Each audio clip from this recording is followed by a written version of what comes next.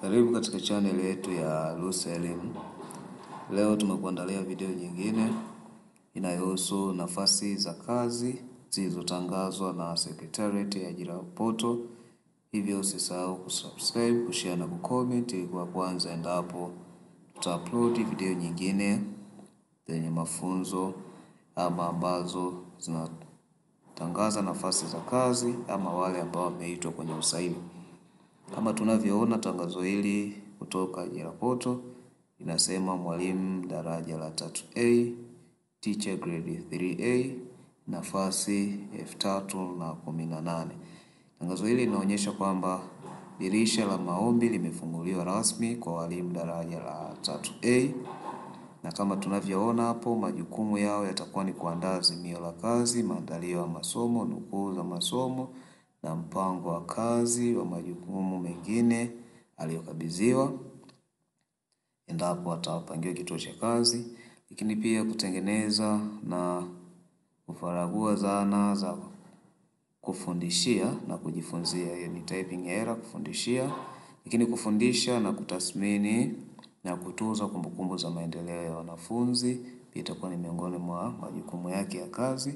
Kusimamia na kufuatilia mahudhurio ya wanafunzi shuleni na darasani, lakini pia kusimamia malezi ya wanafunzi kiakili, kimwili, kiroho na kutoa ushauri nasaha na unasihi.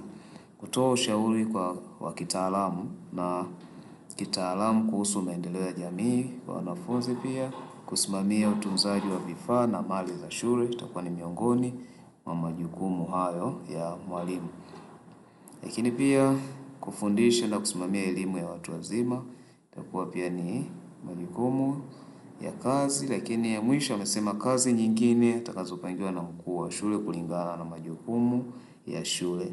Kwa hiyo baada ya hapo, mwombaji anapaswa kuwa na sifa zifuatazo: kuajiriwa mwenye cheti cha mtihani wa taifa wa kidato cha 4 ambaye amefaulu mafunzo ya ualimu ya miaka 2 kutoka vyuo vya ualimu vinavyotambulika na serikali na kutunikiwa cheti cha ualimu daraja A kama tunaliona. Lakini ngazi ya mshahara hapo au salary scale inaonyesha kuni TGTSB, na baada ya hapo kuna masharti ya jumla. Kwa hiyo waombaji wote wawe ni raia wa Tanzania wenye umri usiozidi miaka 45, isipokuwa kwa wale tu walioko kazini serikalini. Kwa wale ambao wapo serikalini tayari watumishi wanaweza kaomba ikiwa wamezidi umri wa miaka 45. Lakini pia kuna maelezo mengine kama tunavyoona hapo kwenye screen.